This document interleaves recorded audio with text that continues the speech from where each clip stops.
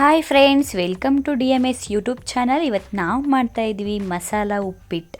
ಇದು ಮಾತ್ರ ಡಿಫ್ರೆಂಟಾಗಿರುತ್ತೆ. ಯಾರು ಉಪ್ಪಿಟ್ಟು ತಿನ್ನಲ್ಲ ಖಂಡಿತ ಇದನ್ನು ನೋಡಿ ನೀವು ತಿಂದೇ ತಿಂತೀರಾ. ಮತ್ತು ಪಲಾವ್ ಯಾರು ಇಷ್ಟಪಡ್ತೀರಾ ಅವರು ಸಹ ನೋಡಿ, ಸೂಪರ್ ಟೇಸ್ಟ್ ಇರುತ್ತೆ. ಡಿಫ್ರೆಂಟಾಗಿ ಹೇಗೆ ಮಾಡೋದು ನೋಡೋಣ ಬನ್ನಿ.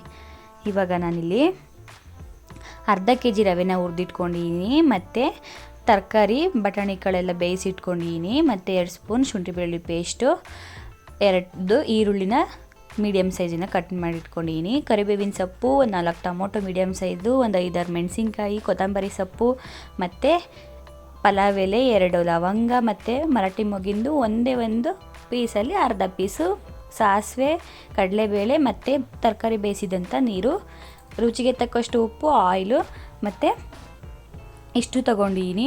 ಇಲ್ಲಿ ನಾನು 1.5 ಟೇಬಲ್ ಸ್ಪೂನ್ ಖಾರದ ಪುಡಿ, 1 ಟೇಬಲ್ ಸ್ಪೂನ್ ಸಾಂಬಾರು ಪುಡಿ ತಗೊಂಡಿದ್ದೀನಿ. ನೆಕ್ಸ್ಟ್ ಇಲ್ಲಿ ಒಂದು ಬಾಣಲಿ ಇಟ್ಕೊಬಿಟ್ಟು ಸ್ವಲ್ಪ ಆಯಿಲ್ ಹಾಕ್ಕೊಳ್ಳಿ. ಆಯಿಲ್ ಹಾಕಿದ ನಂತರ ಸಾಸಿವೆ, ಕಡಲೆಬೇಳೆ, ಪಲಾವ್ ಎಲೆ, ಮತ್ತು ಲವಂಗ, ಮರಾಠಿ ಮೊಗಿನ ಪೀಸು, ಚಕ್ರ ಮೊಗಿನ ಪೀಸು ಇಷ್ಟು ಹಾಕ್ಕೊಳ್ಳಿ. ಹಾಕ್ಕೊಬಿಟ್ಟು ಸ್ವಲ್ಪ ಫ್ರೈ ಮಾಡ್ಕೊಳ್ಳಿ. ಇನ್ನೂ ನನ್ನ ಚಾನಲ್ಗೆ ಯಾರೆಲ್ಲ ಸಬ್ಸ್ಕ್ರೈಬ್ ಆಗಿಲ್ಲ ದಯವಿಟ್ಟು ಸಬ್ಸ್ಕ್ರೈಬ್ ಆಗಿ ಮತ್ತು ಸಪೋರ್ಟ್ ಮಾಡಿ ಅಂತ ಕೇಳ್ಕೊಳ್ತಾ ಇದ್ದೀನಿ. ಇವಾಗ ಈರುಳ್ಳಿ ಹಾಕ್ಕೊಳ್ಳಿ, ಮತ್ತು ಹಸಿರು ಮೆಣಸಿನ್ಕಾಯಿ ಹಾಕ್ಕೊಳ್ಳಿ. ಸ್ವಲ್ಪ ಒಂದು 5 ನಿಮಿಷ ಫ್ರೈ ಮಾಡಿ. ಮತ್ತು ಸ್ವಲ್ಪ ಸಾಲ್ಟ್ ಹಾಕ್ಕೊಳ್ಳಿ. ನೋಡಿ ಇವಾಗ ಫ್ರೈ ಮಾಡಿ. ಸಕ್ಕತ್ತಾಗಿರುತ್ತೆ ಅಂತಲೇ ಹೇಳ್ಬೋದು. ಯಾರೆಲ್ಲ ಉಪ್ಪಿಟ್ಟು ಇಷ್ಟಪಡಲ್ಲ ಅವರಿಗಂತೂ ಖಂಡಿತ ಇಷ್ಟ ಆಗುತ್ತೆ. ನೋಡಿ ಇವಾಗ ಕರಿಬೇವು ಸೊಪ್ಪು ಹಾಕ್ಕೊಬಿಟ್ಟು ಕ್ಲೀನಾಗಿ ಫ್ರೈ ಮಾಡ್ಕೊಳ್ಳಿ. ಶುಗರ್ ಇರುತ್ತೆ, ಅವರಿಗೆ ಪಲಾವ್ ತಿನ್ನೋ ಆಸೆ ಬಟ್ ರೈಸ್ ತಿನ್ನೋ ಹಾಗಿಲ್ಲ. ಹಾಗಾಗಿ ಈ ಥರ ಮಾಡಿದರೆ ಶುಗರ್ ಕಂಟ್ರೋಲಲ್ಲಿರುತ್ತೆ ಮತ್ತು ರೈಸ್ನು ತಿನ್ನಲ್ಲ, ಸರಿ ಹೋಗುತ್ತೆ. ನೋಡಿ ಸ್ವಲ್ಪ ಅರಿಶಿಣ ಹಾಕ್ಕೊಳ್ಳಿ, ಒಂದು ಅರ್ಧ ಟೇಬಲ್ ಸ್ಪೂನಷ್ಟು. ಇವಾಗ 2 ಟೇಬಲ್ ಸ್ಪೂನ್ ಶುಂಠಿ ಬೆಳ್ಳುಳ್ಳಿ ಪೇಸ್ಟ್ ಹಾಕ್ಕೊಳ್ಳಿ. ಸೇಮ್ ಪಲಾವ್ ಥರನೇ ಮಾಡೋದು, ಅದೇ ತರಕಾರಿ ಎಲ್ಲ ಬೇಯಿಸ್ಕೋಬೇಕಾಗುತ್ತೆ. ಈ ಥರ ಒಗ್ಗರಣೆ ಮಾಡ್ಕೊಳ್ಳಿ, ಸಕ್ಕತ್ತಾಗಿರುತ್ತೆ. ನೋಡಿ ನೀಟಾಗಿ ಫ್ರೈ ಮಾಡ್ಕೊಳ್ಳಿ. ಒಂದು 5-10 ನಿಮಿಷ ಲೋ ಫ್ಲೇಮ್ ಇಟ್ಕೊಬಿಟ್ಟು ಫ್ರೈ ಮಾಡ್ಕೋಬೇಕಾಗುತ್ತೆ. ಇವಾಗ ಫ್ರೈ ಆದ ನಂತರ ಟೊಮೊಟೊ ಹಾಕ್ಕೊಳ್ಳಿ. ಟೊಮೊಟೊ, ಕೊತ್ತಂಬರಿ ಸೊಪ್ಪು ಸ್ವಲ್ಪ ಫ್ರೈ ಮಾಡ್ಕೊಳ್ಳಿ.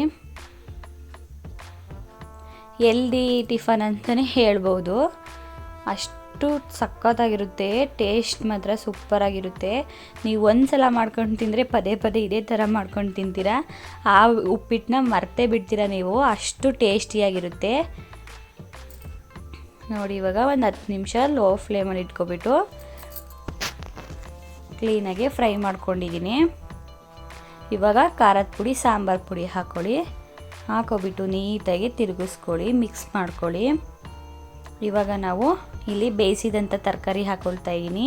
ಕ್ಯಾರೆಟು, ಆಲೂಗೆಡ್ಡೆ, ಬೀನ್ಸು, ಮತ್ತು ಬಟಾಣಿ ಕಾಳು ಇಷ್ಟು ಹಾಕ್ಕೊಂಡಿದ್ದೆ. ಮತ್ತು ಒಂದು ಗೆಡ್ಡೆಕೋಸು ಹಾಕ್ಕೊಂಡಿದ್ದೀನಿ ಚಿಕ್ಕದು. ನೋಡಿ ಕ್ಲೀನಾಗಿ ಮಿಕ್ಸ್ ಮಾಡ್ಕೊಳ್ಳಿ. ಒಂದು 5-10 ನಿಮಿಷ ಒಗ್ಗರಣೆಯಲ್ಲಿ ತರಕಾರಿ ಎಲ್ಲ ಬೇಯಿಸಿದರೆ ಟೇಸ್ಟು ಸಹ ಸೂಪರಾಗಿರುತ್ತೆ.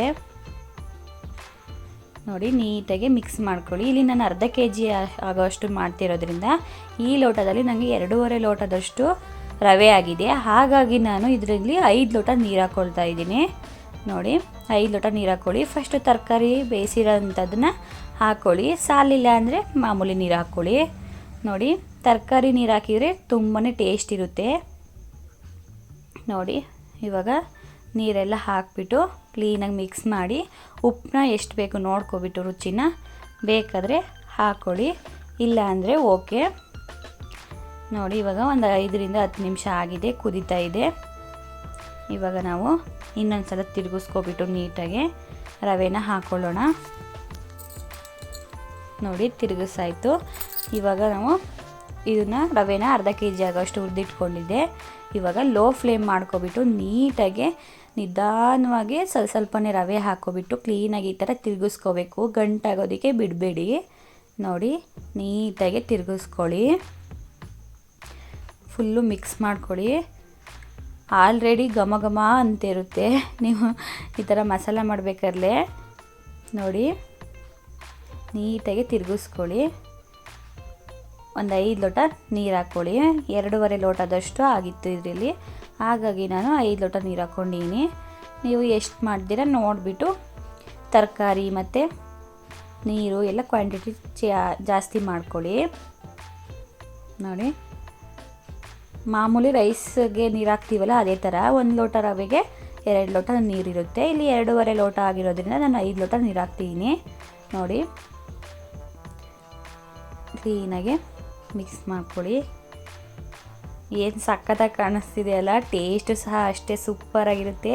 ನೀವು ಮಾಮೂಲಿ ಉಪ್ಪಿಟ್ಟು ಮರ್ತೇ ಬಿಡ್ತೀರಾ. ಉಪ್ಪಿಟ್ಟು ಯಾರು ತಿಂತಾರಪ್ಪ ಅಂತ ಅಂದ್ಕೊಳ್ಳೋರು ಖಂಡಿತ ಈ ಥರ ಮಾಡ್ಕೊಂಡು ತಿಂದರೆ ಉಪ್ಪಿಟ್ಟು ಬೇಕೇ ಬೇಕು ಅಂತ ಹೇಳ್ತಿರ್ತೀರ, ಅಷ್ಟು ಸೂಪರಾಗಿರುತ್ತೆ. ನೋಡಿ ಇವಾಗ 5 ನಿಮಿಷ ಮುಚ್ಚಿಬಿಟ್ಟು ಲೋ ಫ್ಲೇಮ್ ಮಾಡಿಟ್ಕೊಬಿಟ್ಟು ಅರ್ಳಾಗ್ದಿಕ್ಬಿಡಿ. ಇವಾಗ ರೆಡಿ ಆಯಿತು ಬಿಸಿ ಬಿಸಿ ಪಲಾವ್ ಸ್ಟೈಲ್ ಉಪ್ಪಿಟ್ಟು, ಮಸಾಲ ಉಪ್ಪಿಟ್ಟು. ನೋಡಿ ರೆಡಿ ಆಯಿತು. ನೀವು ಮನೇಲಿ ಮಾಡಿಬಿಟ್ಟು ಹೇಗೆ ಬಂತು ಅಂತ ಹೇಳ್ಬಿಟ್ಟು ಕಮೆಂಟ್ಸ್ ಮಾಡೋದು ಮಾತ್ರ ಮರಿಬೇಡಿ. ನೋಡಿ ಥ್ಯಾಂಕ್ ಯು ಫಾರ್ ವಾಚಿಂಗ್.